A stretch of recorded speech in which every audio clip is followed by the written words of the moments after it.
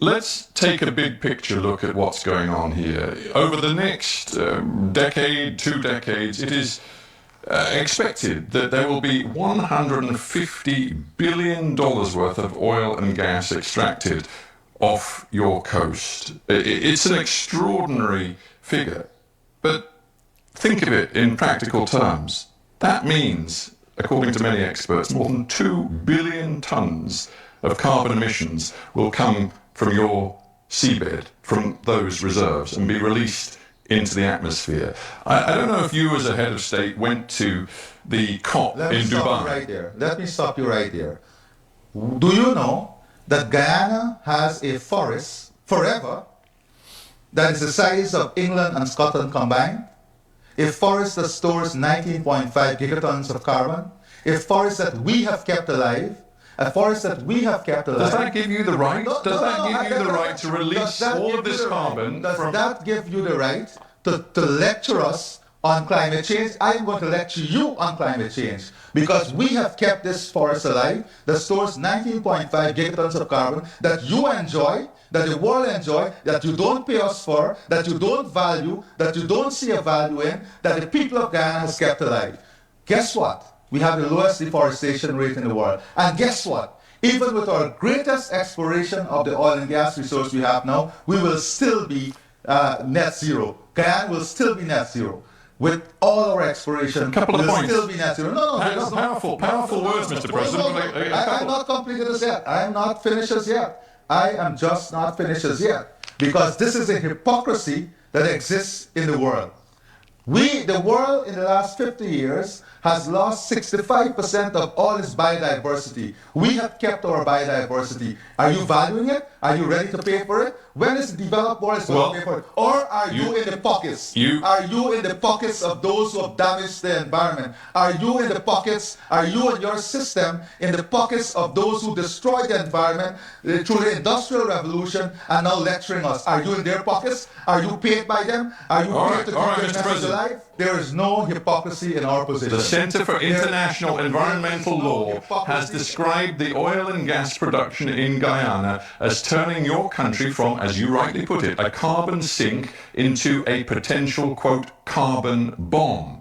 Now, you may say you have every right to exploit that oil and gas. That is ridiculous. We, even with exploring and production of all our resources, we are going to still be carbon neutral. We are still going to be carbon neutral. Let me quote to you Greenpeace, who say quite simply, to avoid the worst impacts of climate change, and you know that your own country is one of the most vulnerable to climate change because most of your population lives below sea level. And we have paid, guess what? We have paid for the mitigation, we have paid for the adaptation. We are the ones who have to find revenue. I haven't finished telling you what Greenpeace says. Yes, but let me tell you. Greenpeace say we need to keep the majority of the world's remaining fossil fuels in the ground. Yeah, Greenpeace can say We're not doing that. Greenpeace and you can say that. But we need to get resources. And the developing world, we need to get resources to build the sea defenses. We need to get sea defenses to build a drainage and irrigation system. You just said that we're 6 feet below sea level. Who is going to pay for the infrastructure? Who is going to pay for the drainage and irrigation? Who is going to pay for the development and advancement of our country? Are you going to pay? It's not coming from anywhere. It's not coming from Greenpeace or anyone else. Look at the adaptation budget that is required for the developing world. Where is the money coming from? Hello and welcome back to my channel. This is a pure provocations from the BBC host.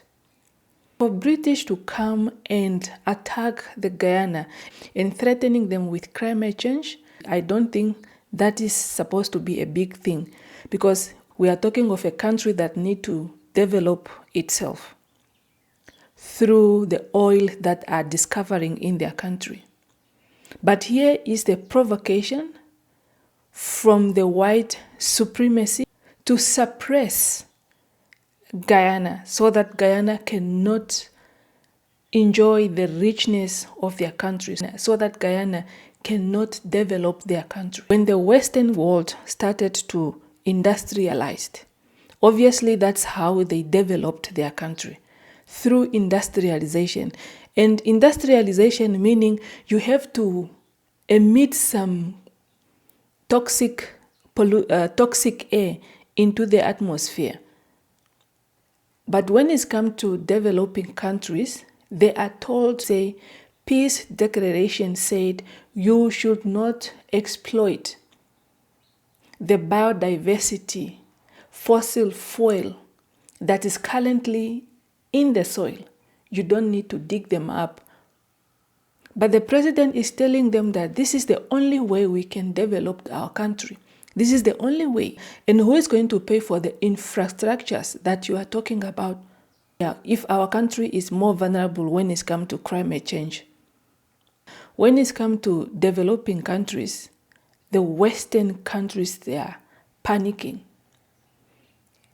And oh yes, we know their agendas. You cannot have a GDP that is going to surpass one of their countries or one of their state or one of their cities in Europe or in Western countries. You cannot, as an African. Your GDP must be always lower so that they can come in and assist you. Since they need this developing country to go and borrow from the IMF and the International Monetary Fund, we know for sure that they are coming so hard so that they can come and destroy anything that the Guyanese are trying to implement. Since 2015, 16, 17, 18, 19, 2020, 2021, 2022, 2023, almost 9 years. And all the wells that they were discovered, they show massive quality of oil and gas. And this is why now the Western puppet is coming out in an aggressive way to say, look, even if you have discovered this, you are not going to enjoy this oil. You are not going to enjoy the benefit of this oil that you are discovering.